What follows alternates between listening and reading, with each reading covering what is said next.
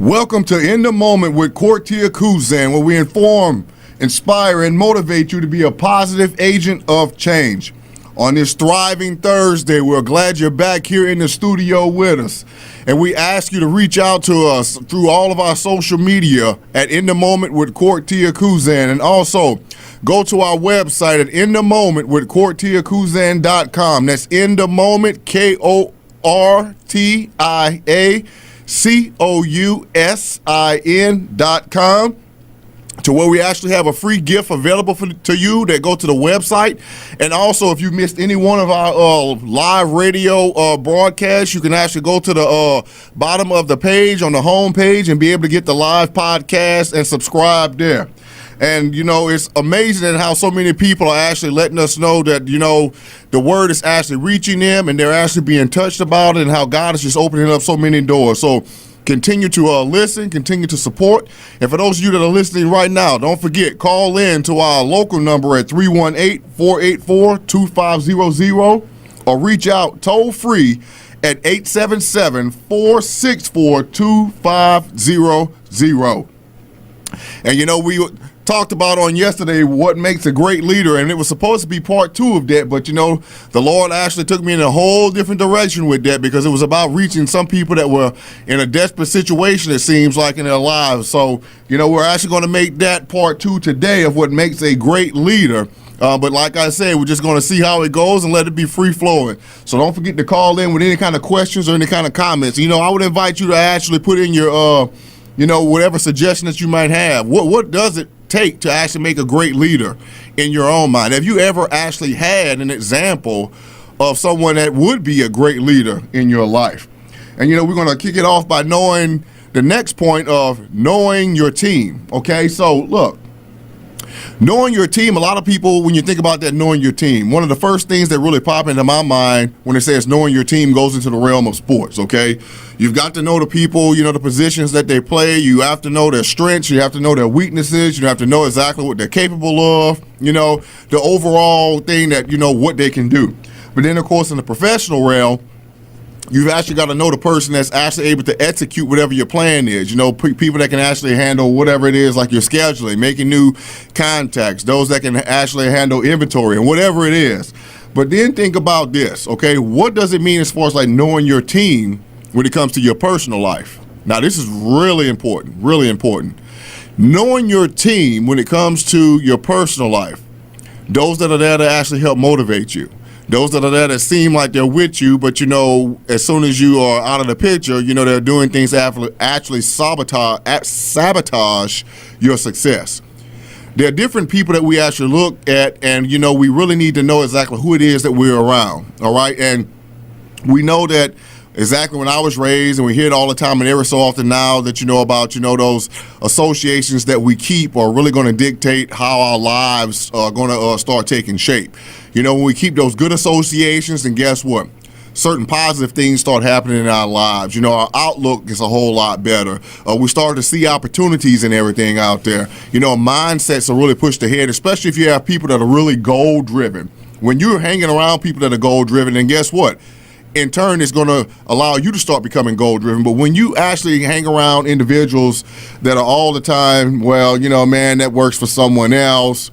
You know, I'm not even going to try that. I mean, look, somebody in my family, you know, the usual excuses that are out there, you know, to actually keep them in their comfort of, you know, inadequacies of not trying to actually be propelled into that seed of greatness that we keep talking about, that blessing, okay, or should I say the blessing that's locked on the inside of them.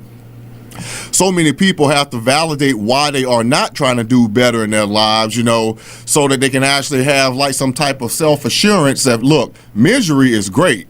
And, you know, when it comes to actually striving to do things better, and when it goes to that what, you know, that dirty 4-letter word that we talk about, you know, that work word, you know, a lot of people, when they actually have to see that it takes a little work, it takes a little effort, you know, it takes a little growth to get to that next level, some people tend to shy away from it. But you need to know the team that's around you, knowing the strengths, the weaknesses of every individual. To effectively manage the outcome of a team is definitely imperative to your success. You have got to know this, okay? It's not about guessing. It's not about, hey, they talk eloquently. Hey, guess what? You know, they've got the finances. Hey, you know, they've been with me since I've been in kindergarten. No, it's not dependent upon that. It's how what they bring to the table is going to help bring you to the next level, but also in bringing you to the next level, how when you're working together, it's going to help bring them to the next level, okay? So this can't be a self-motivating factor, all right? So leaders definitely need to have a great vision and use resources at hand to solve particular problems. I mean, we look at things that are around us, all right? Let's just be clear about this. We look at a lot of the things that are around us in our lives today, and we think it's worthless. A lot of us think that the things that are in our lives today are worthless. We can't utilize those things. And then how are we actually going to get ahead in life with what's like right before us, okay? And, you know, like I said, I was the same way. I was thinking, you know, I could, like I say all the time, my wife and kids tell me all the time, you could talk to anyone. But I never saw being able to talk to anyone as a skill, okay? I just saw it was just carrying on a conversation with someone. But then people started sharing with me, wow, that conversation we had really sparked something on the inside of me, and it really started changing my life. And then, you know, I've had testimonies from people that have actually worked under me that are now in supervisory positions themselves, or, you know, they've gone to college, or, you know, they've started their own businesses, and they was like, yo, you know something, Court or Mr. Court, what you told me X amount of years ago is what I needed, and now I'm doing this. And in my mind, I really didn't see it as anything that was really significant, but there was something that they grabbed a hold of that I actually shared with them that was the catalyst. It was actually the thing to actually ignite that little ember that sparked into this raging, you know, inferno on the inside of them. And it was enough to really just say, you know something, I am able to accomplish all of these things. And, you know, that's what I'm actually letting you know right now. Each and every one of you right now, family, you are able to accomplish any and all these things that are on the inside of you. You know something? A dream never dies. You can try to forget it. You can try to store it away. But, you know, even when you get up and you knock the dust off of it, it's still going to be as bright and as vibrant as when it was first, you know, birthed on the inside of you. But it depends on you as to whether if that dream, when it was birthed on the inside, if you're going to allow it to be pushed on the outside and made manifest in this world. So allow the things that are around you, the resources that are around you, the different people that are around you, the different skills that are abilities that are around you, see the potential in each and every one of these things to actually help you walk to your pathway of success. Now, definitely in being a leader, you have to take risk and make hard decisions. And sometimes those hard decisions and those risks you take, you have to realize they are going to be wrong. It's all a part of the process, okay? It is all a part of the process. I would love to sit here and tell you that every single thing that you do in life is going to work out and you're going to hit a home run every single down, score the touchdown, hit the last second shot, okay? I would love to tell you that, but that's not so. What I can tell you is that a lot of the things that you're actually going to try in life may actually seem like they are failures.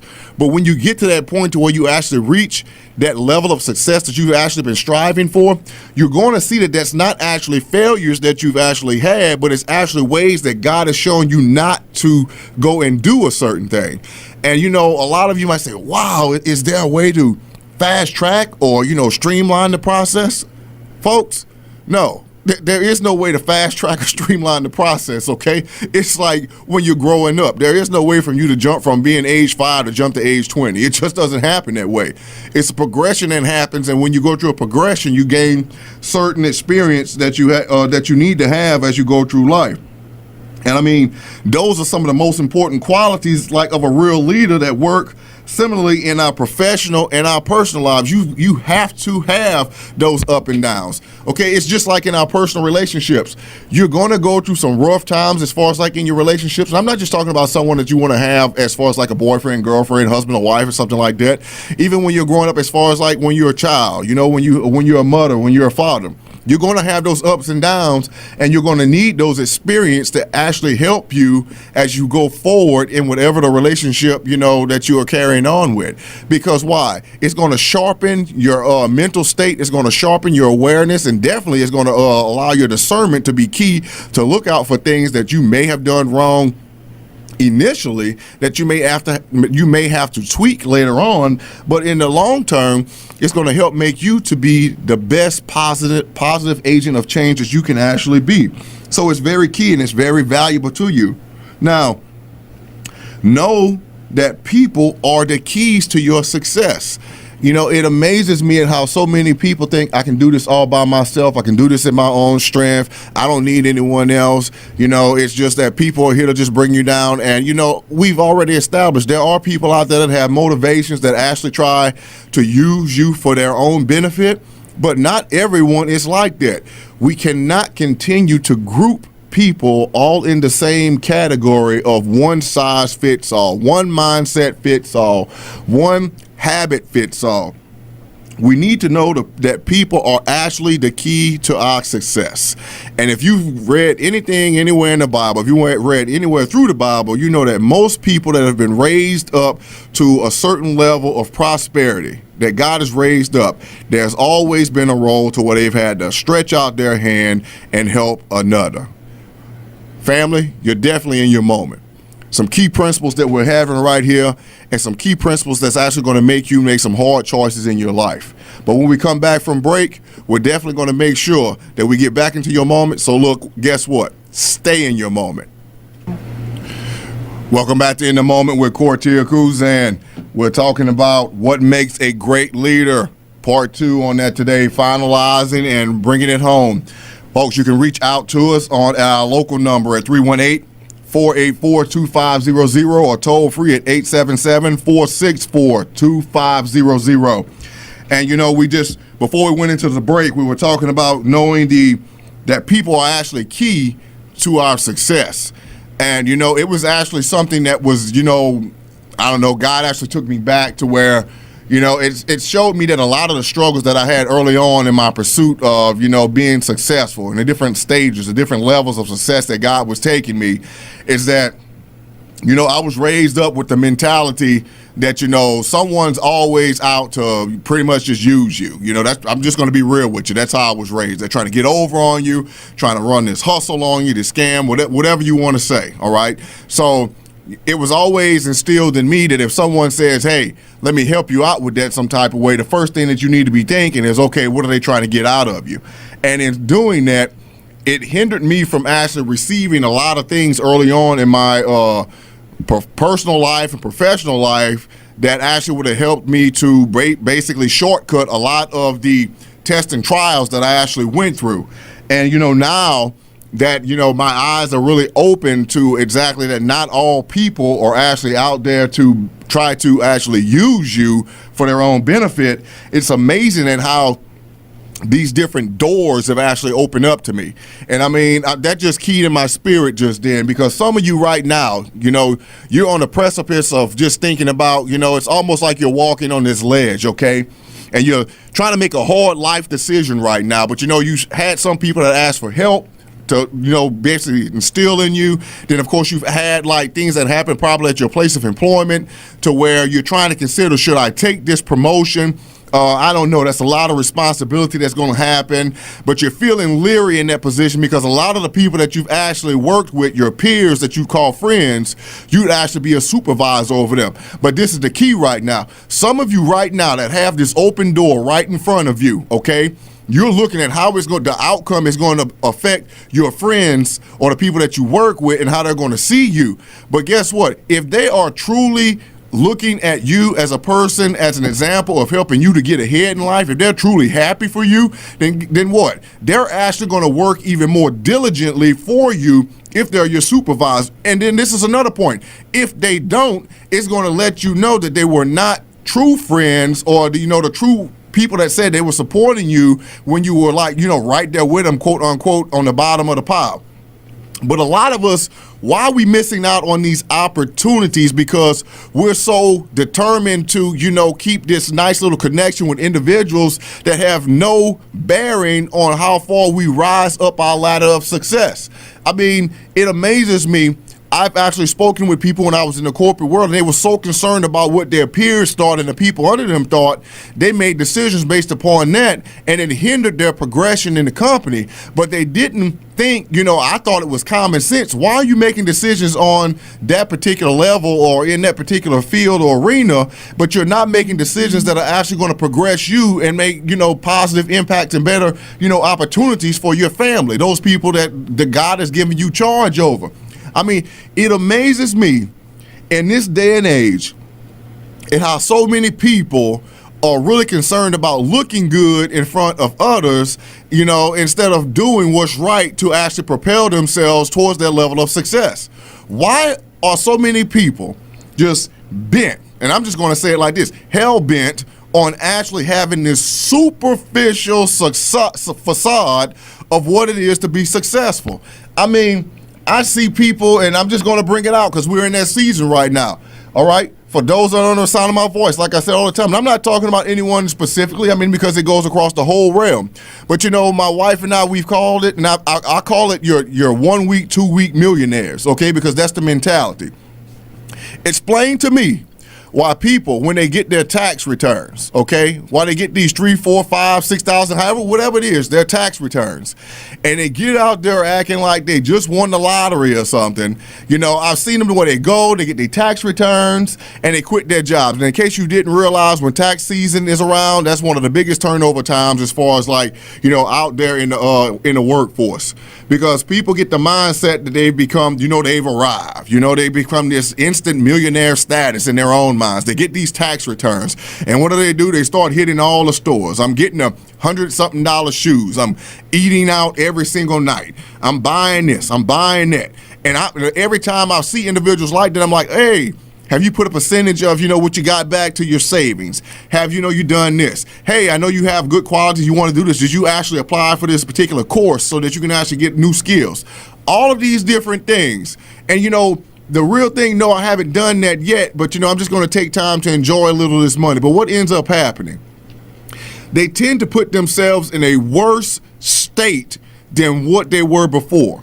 And why do you say, why did you go over there? How does that pertain to being a great leader? Because sometimes, in the realm of being a great leader, you actually have to step out, and well, not sometimes, pretty much mostly all the times, even when, it may be detrimental to you, where people will actually give you negative comments and say things against you that you may not want to hear.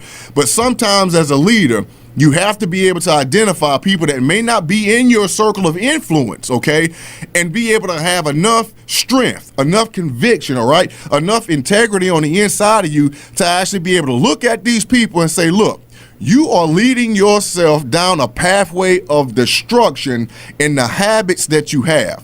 You can actually break the cycle that's actually been happening in your family for generation after generation after generation. I've shared stories with you about how I used to minister to the people in the housing projects in the New Orleans area. And believe me, that was some story. I've never even told you a third of the stories. But look, there's a lot of people out there right now that they continue to measure their lives by what has happened in their past or what's happened in their families. And there are a lot of us right now that we have chosen to not take up the mantle of being a leader just because we don't have a track record of what we've seen in our family and the people that we associate with, just because none of them have actually stepped into the role of being the leader. But what's going to happen if you decide, hey, I'm going to break the mold? Hey, you know something? I see it as an opportunity. It's never happened before in my family. It's never happened before in my group of friends. Why shouldn't I be the first one? Why shouldn't I be the first one to actually get my college education? Why shouldn't I be the first one? Maybe I've only went to high school, but guess what? I know I'm the best grass cutter that this city has ever seen. So why shouldn't I start that landscaping business? Why shouldn't I go ahead and actually be a life coach? Why shouldn't I actually go and take up a creditable online course? Why shouldn't I take everything that I'm hearing right now through this radio broadcast and start applying it to my life? There are different avenues and different things that can be utilized and actually be utilized to actually benefit not only you, but those that are around you. Did you ever think in your mind that to be identified as a great leader is you breaking loose from the pack? Okay? Did you ever realize you breaking loose from the pack can actually be that one thing that ignites not only your family, not only your community, I mean, it can ignite your church, I mean, it can ignite everything around you. What if you were that one individual that God's been waiting for to actually just catch on to it, and all of a sudden you can change everything for the better around you? I'm talking to somebody right now. Somebody is definitely in that moment. The light switch is really clicked on the inside of someone right now. Someone is actually realizing right now, you know something, he's talking to me. Someone has actually realized right now that this message, or this what we have going on today, is definitely for me. I mean, think about it. Ultimately, a great leader creates and he nurtures what? Other leaders. But it's all about identifying the leader in you first so that you can identify what it takes to be a leader in others.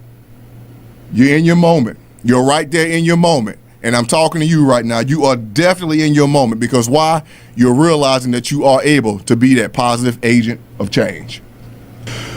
Welcome back to In the Moment with Cortia Kuzan. Reach out to us at our local number at the radio station, 318-484-2500, and toll free at 877-464-2500. And we're talking about what makes a great leader. And we're going to jump right back into it on this second portion. And the next thing we're going to want to jump into is how to articulate a clear vision. Look, you cannot be a leader and actually just, as I've said before, shoot from the hip, okay? You've got to have some type of plan. You've got to have a vision. You have to know exactly where am I going, all right?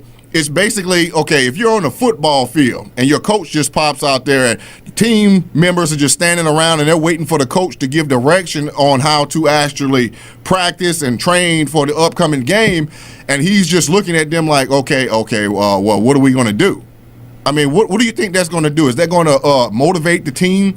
Is that going to let them know that, hey, we're going to be prepared for what's up ahead? Or is it going to kind of put people in an area of having like doubt and disbelief about, where they need to be and what they need to do?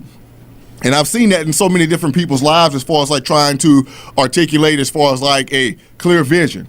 And God's talking to some of you right now about a clear vision, because you keep actually generalizing and shotgun shooting the things that he's trying to put in your spirit. And what do I mean? How many people out there say, well, I want to be debt free? I want to be debt free. All right. That is what we call a shotgun. Okay. That's when you're shooting with your shotgun. Okay. So then what do you mean by that? What does it take to be debt free? Do we have any steps under that? Do we have a vision under that to be debt free? Do we have a plan? Do you know where to start? Does it mean that you stop eating out 4 or 5 times a week? Does it mean that you cook more? Does it mean that you stop actually, going, and I know some of you ladies are not going to like this, getting your nails done every week or every other week, okay? Maybe holding a hair appointment for once every 2 months instead of, once a month. What does it actually mean? What is it that you can actually cut back to actually help you to become debt free? And see, a lot of us, we think that everything on this progression to be a great leader, everything on this pathway to be successful, it always has to be a great leap, a great big step, okay? But it's small little bitty steps that start you walking. And then when you start to take larger steps, you start doing like a power walk. And then when you take those larger steps, guess what? You'll find yourself running to where things will actually speed up as far as like in your life. But definitely a great leader possesses clear vision, is courageous, has integrity, honesty, and humility, and a clear focus. You cannot be scatterbrained. I mean, you cannot decide on a course of action in your life and say, hey, we're going in this direction, okay? And then all of a sudden you go back, no, I changed my mind, we're going to do this. I think this is the best course of action. No, I'm going to do this because, everyone else is doing this. You see where I'm going?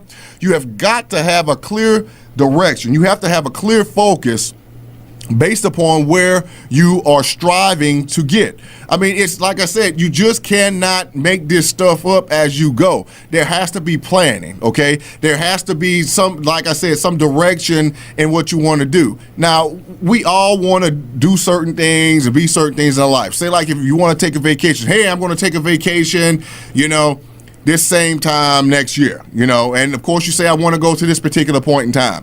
Well, what are you doing right now to actually get to that point of taking that vacation next year at this same time? Okay, what steps are you taking?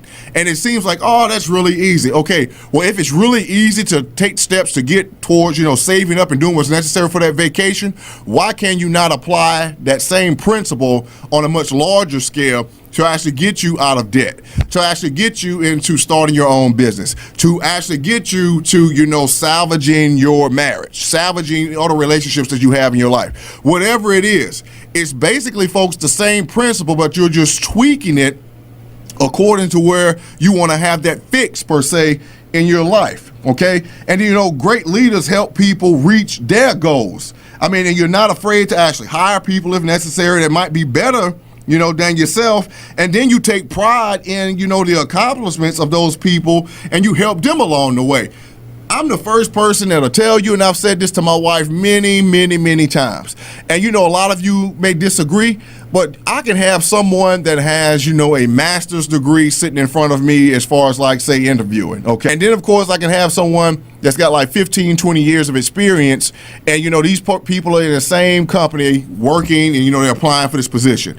Now, realistically, because of certain criteria that people have on jobs and, what people just look for, the mindset of some people, most people will go for the individual that has the degree. Now, myself, I will actually go for the individual that has the life experience. So you might say, well, why would you do that as opposed to someone that has the master's degree? Because if you know anything about the corporate structure, the person that comes in and gets the higher paying job with the master's degree ends up being trained by what? The person with the life experience. And the person with the life experience is actually already going through the ups, the downs, jump through different hoops, and they know how, as I like to say, they know how to play that chess game, and they already know how to think 5 moves ahead to see problems that are going to be coming up. The right person that's for the job. But someone that comes with basically a head knowledge or a book knowledge, those are things that they have, the skills that they actually have to actually learn along the way. And it's not going to be, as far as like as fast as the person that's already been through it, because why? Many people that are in that mindset or in that stage to where, where they're actually in the role of being great leaders, but they don't have that so-called piece of paper that validates, their credibility or where they are, all right?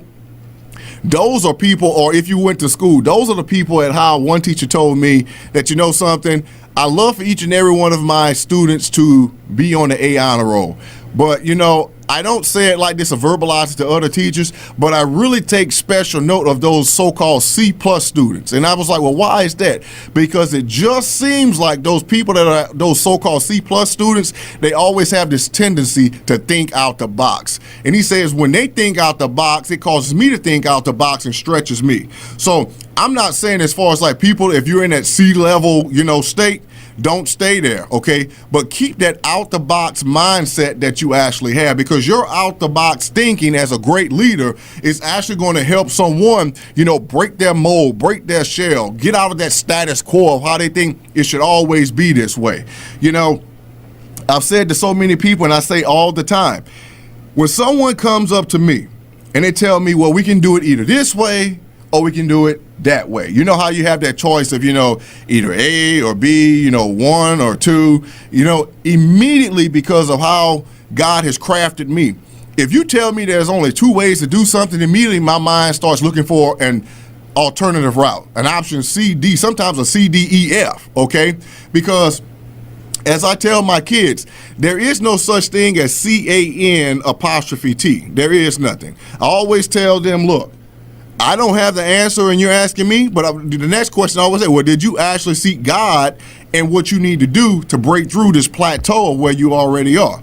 Because that's exactly what I'm going to do when they ask me. I'm going to seek the Lord for guidance in all of these things. And some of you may do the same thing, some of you may not. But I'm just sharing with you exactly how I shouldn't say allow myself, but how I get to the next level and seeking direction from the one that actually brings all my help, okay? So, next, definitely push people to be their best. Okay, you have got to push people.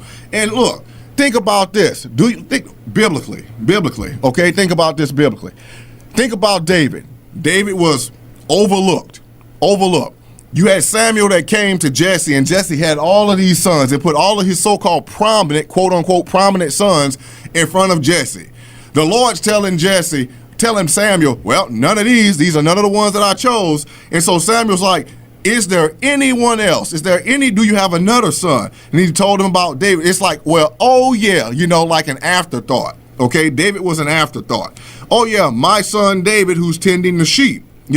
David comes, and immediately as David gets before who God appointed, talking to someone right now, as soon as David gets before the one God appointed to actually identify who he wanted to have his plan carried out on the inside of him, God said, basically, I'm going to put it in my own words, that's him. That's my boy.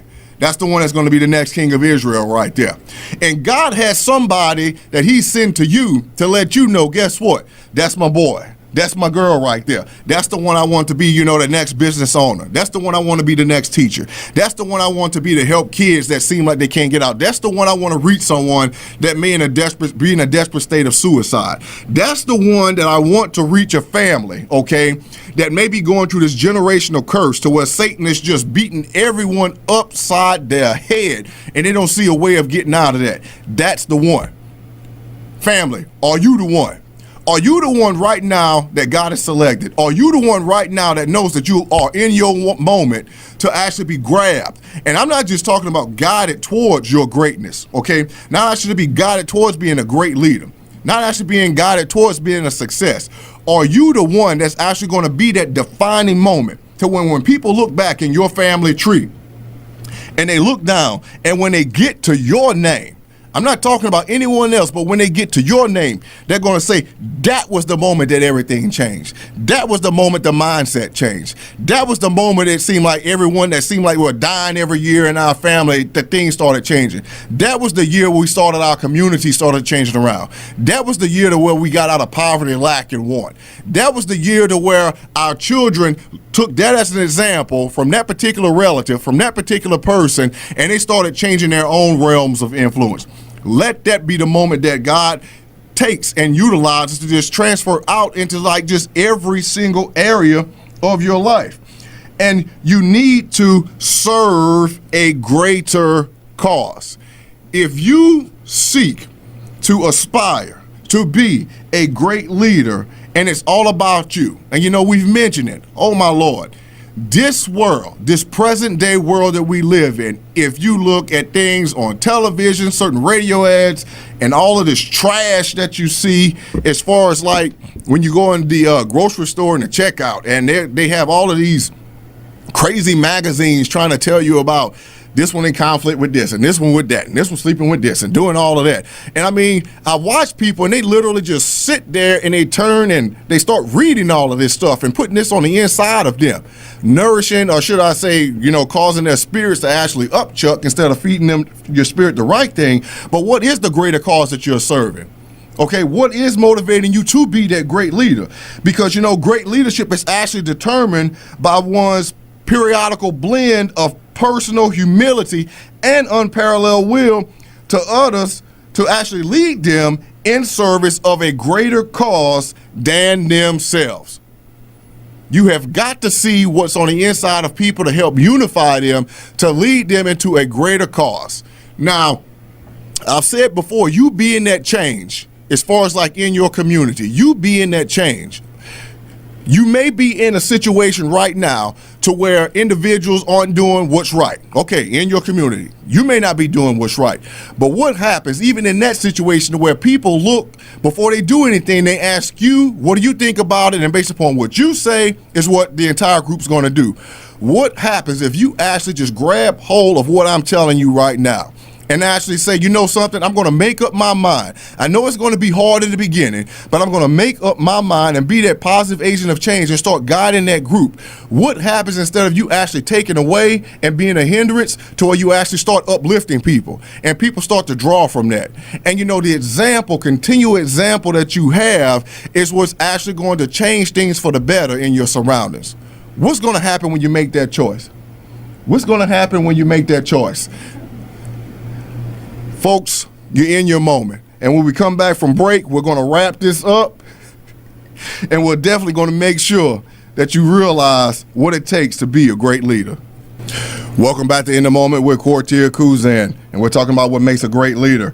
And I tell you what, we have some great subject matter, and I know it's been touching a lot of people out there today. And, you know, definitely what I really wanted to touch on in these last few moments in this last portion of the program is this, is that to be a great leader, you have to push people to be their best. You really do. You have to push people to be their best. I mean, there's no ifs, ands, or buts about that.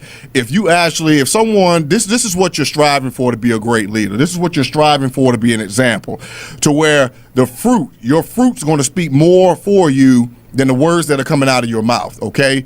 It's one thing to where you can try to talk about all the accolades and all the different things that you've actually accomplished, but what ends up happening when someone actually walks up to an individual and say, hey, do you know about such and such? And out of their mouth, they're just like, oh, wow, yeah, that's just great. I mean, this person does this, they've done that, they've helped me in this way, they've done with the community.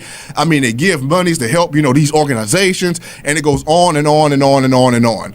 I mean, I don't know if I shared this before, but it was like one of the things that actually got me to go to one of the different restaurants that are out there right now. Ran into a girl, saw a shirt that I never saw before, approached the young girl, and I said, well, what is that? And she was in college, and then all of a sudden she started just telling me about this place. And I said to myself before, I never heard of an employee raving about this particular business or any business like that before. So it wasn't what the shirt that she was wearing, it wasn't about a commercial, but it was what came out of her mouth. And, I was happy that I actually listened to what came out of her mouth about this place of business, because I've been going there now, I don't know, probably for at least 15 years now, all the time, because they're a really great establishment. But what is that going to do as far as for you, the individual? If right now I went up to one of your family members, one of your co-workers, okay, and you're not around, and I asked about you, what would they say? What would be the words they would say that would actually describe you? Would they be so excited just to share about the great things that you're doing, or would they have to pause and think about something to say nice about you? That ought to be a wake-up call for someone out there. If you truly are being the leader that God has called you to be, you're out there not only pushing being great in what God has given you, but you're pushing others to be great within themselves, okay? Now, we need to focus on helping, our different team members out there, because someone who leads by a positive direction and actually builds agreement amongst its group members, and you actually lead them towards different accomplishments, you're coordinating this magnificent goal and you're producing this great effort, okay? What is it that you're doing right now to bring all of this into effect? It's the example that I had before as talking to some of the girls back when we were in the New Orleans area. And I tell you what, never in my life, you can open these magazines and you see all of these different hairstyles that women do. And, when I saw these two sisters that worked for me, and they came in with almost like a new hairstyle every single week, okay? And I was thinking, wow, y'all, I told them, you guys must have a lot of money outside of where you work, because it's basically, you have a new hairstyle each week. They were like, well, Mr. Court, guess what? We do this in, our house, like in our kitchen. And I'm like, in your kitchen? I'm like, well, do you actually do hair for people? And they're like, well, yeah. I'm like, well, how much do you charge? Now, for some of you ladies out there, for some of the hairstylists you have, you're probably paying $100+, and they were charging people $20 a pop for stuff that I was seeing in these magazines.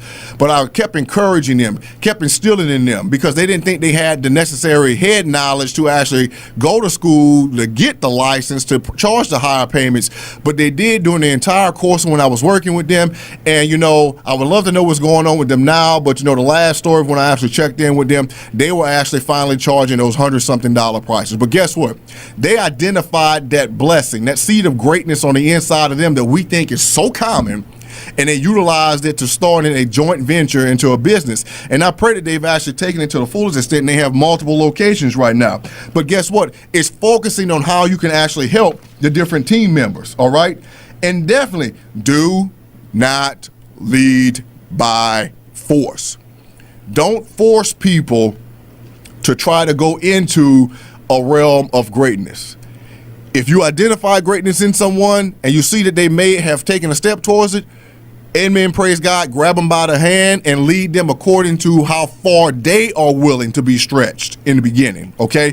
I know you want to do it, and hey, I'm going to be first, tell you like it was. I've seen people that had greatness, and I'm so excited for them, and I want to just take them by the hand and just almost drag them along, but you cannot do that, okay? You cannot drag someone into the potential that you see until they can actually see it within themselves. You have to take them step by step, and this is what God does with each and every one of them. God wants to take us from like point A to point Z so badly, but what? He knows that it's a stage, that it's a progression that actually has to happen on the inside of us. And a lot of times, just like he did with the children of Israel, sometimes you have to get Egypt taken out of the inside of you before you can actually realize the promised land that God is actually taking you into. I mean, too many of us right now, we have this old mindset, and it's old. You're going to hear me say this so many times. The mindset that's actually causing so many of us not to progress in this path that God wants to place us on to be the great leaders that he's called us to be. And look, as we say, let's not get it twisted, okay? Let's not get anything confused. Being a great leader doesn't mean that you're going to be on a microphone like me. Being a great leader doesn't mean that you're going to be on a speaking platform. Being a great leader doesn't mean you're going to be ahead of this multi-million-dollar corporation. Being a great leader is you breaking the cycle of, like I said before, poverty, negativity and whatever it is in your family. Being a great leader is actually helping others to actually achieve what God has given to them. What is it right now that you've identified that's actually going to cause you to be that great leader, to be that positive agent of change, to where you can actually start informing and inspire and motivating others to actually walk and touch into the greatness that they have on the inside of them? Being a great leader is actually going to require constant focus, perseverance, and building a team that is accountable and designed to get results. That's what it's all about.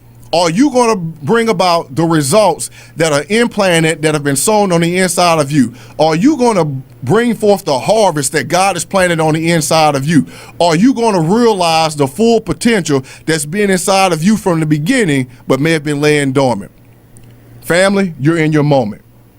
Take this moment, live in this moment, grow in this moment, cultivate this moment. And guess what? Never forget on this day how God touched you to walk into your level of greatness. And we thank you for joining us on this broadcast today, and we'll see you on next time as you continue to be in your moment.